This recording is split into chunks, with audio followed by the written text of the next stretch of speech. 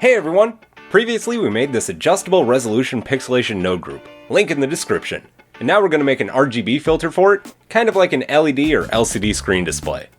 Disconnect the image from the shader, because we don't need it currently. Go into Preferences and Add-ons, search for Node Wrangler, and enable it. Select the emission shader and hit Ctrl-T. Delete this image node, and add a separate XYZ node. Connect everything up, and here's what the UV's X coordinates look like as an image. Add a color ramp here, and it'll still look exactly the same. But by dragging the stops, we can easily adjust the colors along our X axis. And by clicking this color bar down here, you can change the color of the selected stop. Change the black stop to white for now, and let's begin to build this RGB image. We want to divide this image into thirds. Click this plus button to add a new stop. You can type in values or do math within these inputs. I'll put the stop locations up on screen for the division of each of the three colors. Just keep hitting the plus sign and adjusting the position of the new stops. Select this box that says linear and change the interpolation to constant. I had to move the second stop to get selected on the first one, then change the first stop to black and got the second stop back into position. Now just go down the line selecting the first stop of each pairing and changing them to black. The very last stop isn't necessary, so you can select it and delete it by hitting this minus button. The important thing is to keep each of these white columns the same size. For instance, if your green column is larger, the entire image will be slightly green tinted. The white color in the 3D viewport is a little dull, so under Render Properties, Open Color Management, switch the Filmic field to Standard. Filmic is nice for photorealism, but Standard is better when working with specific colors and images. Select and duplicate this color ramp with Shift-D. Connect the Y field and switch the shader color to the new color ramp. Here's what the UV's Y axis looks like as an image. Delete these middle four stops. Add a math node and change it to multiply. Connect up these color ramps. Maybe make the bottom and top bands larger by moving in the stops. Select this first white stop on the X axis and change it to completely red. It looks gray since we're using a math multiply node, and as we learned during the pixelation video, color data is a type of vector data, and math nodes only evaluate single values, so let's change it to a mix RGB node. Change the blend mode to multiply again, and connect everything back up. Change the factor to 1. Change the second white stop to completely green, and the final one to blue. So here's our basic RGB thing. Organize everything. I like making everything look like little circuit boards. We're going to use this scale field on the mapping node to adjust the size of our RGB filter. Add a value node and connect it to the scale socket. Add a vector math node here. Switch the operation to modulo and change the X and Y vector fields to 1. Now our UV coordinates get repeated over and over from 0 to 1 as many times as our value says. We'll want this to sync up with our pixelation node group, so let's make some changes. Add a math node, change it to divide. Our image height ratio goes here.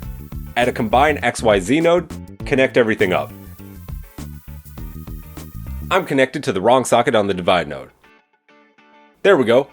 Duplicate the divide node and enter your image's width and height with over height, then connect it up. Duplicate the value node twice and add the width and height here.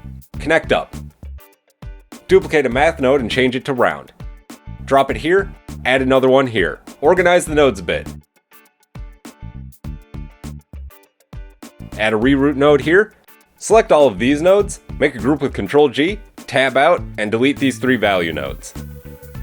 Select this node group and tab into it. In the side end menu, select the bottom field to move it to the top. Change the names of the values.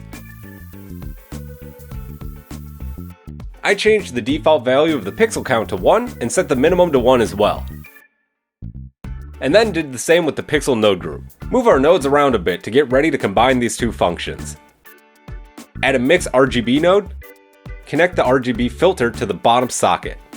Increase the factor to 1 and change the blend mode to multiply. Add a value node, connect it to the top of each of these node groups. Now as you increase the value, you increase the image's resolution. Duplicate this value field and connect to the image width values. And one more for the height. Enter your image width and height into these value nodes. The RGB filter adds little black lines throughout our entire image, which makes it look darker than we want the final image to be. Let's fix that. First, I need a way to see the image without the RGB filter. So duplicate this color node, change it to a mix, and drop it in here. Connect the original image output to the bottom value of the mix node. This factor slider now turns on and off the RGB filter, but we still need to adjust the brightness. For this, we'll use a map range node. Before we can actually utilize this, we'll need to do a few other things. Select and group these nodes. Tab into it, move the color output to the first position. Select and delete these value nodes. I want to be able to adjust the factor slider and the emission strength simultaneously. One way to do this is by adding a value node and connecting it up to the mix node's factor. Or even better, we can tab into this node group, add a mix RGB, and connect the factor to the group input's empty socket, and then immediately delete the mix node and connect the new input socket to the empty output socket. Now if we tab out of this node group, there's a factor slider on our node group and a factor output. Connect the node group factor to the mix node factor input. Add a reroute node and connect it up to the top value of the map range node. The top two values can stay from 0 to 1, since that's the range of our factor output. But we need to remap this range to something that works for the emission strength. So we want the color to be about this bright when the factor is set to 0. Set this value to 1 for now. Let's try setting the max to 3. And that's not right. We want it to be brighter when the factor is set to 0, so I need to change the to min value, and leave the to max at 1. And that looks pretty good to me. Might as well switch our render engine to Eevee. And change the texture interpolation so there aren't any weird lines when we have smaller pixel counts. I'm going to turn off some of my interface stuff so we can see the image better. This is what linear interpolation looks like, which is why I go with closest in Eevee. And it works! We can adjust the pixel count of our image and toggle the RGB filter. Playing with this node group is far more fun than it has any right being. If you'd rather have the RGB filter turn on at 1, because it just feels better that way, just switch the connections on the mix node and change the order on the map range. There we go! Let's do some organization to make this look nicer. Add a reroute node here, and group these nodes. Clean up any of the node groups, and rename the inputs and outputs to your liking. I just randomly name things, so name stuff whatever makes sense to you. This node group looks like a spider web, so we can fix that by deleting all these reroute nodes, adding another group input, and connecting it up. I spend way too much time organizing my node groups. As far as I'm concerned, you can never have too many reroute nodes. It's totally unnecessary, but I find the process really fun, and looking at the final super tidy node groups makes me extremely happy. And we did it! Look at how cool it is! I've spent a while just putting different images into these filters and playing around with them. It's really interesting to me how low resolution something can be and still be discernible as the original image. Or how with only 3 colors and differing brightnesses, how close to true colored an image can be. Man, I love Blender. Thank you for watching. I hope you enjoyed. Please leave us a like and subscribe. If you'd like to help the channel grow, share our video. It helps us a ton. Thanks again. Stay safe. Love you all. Goodbye.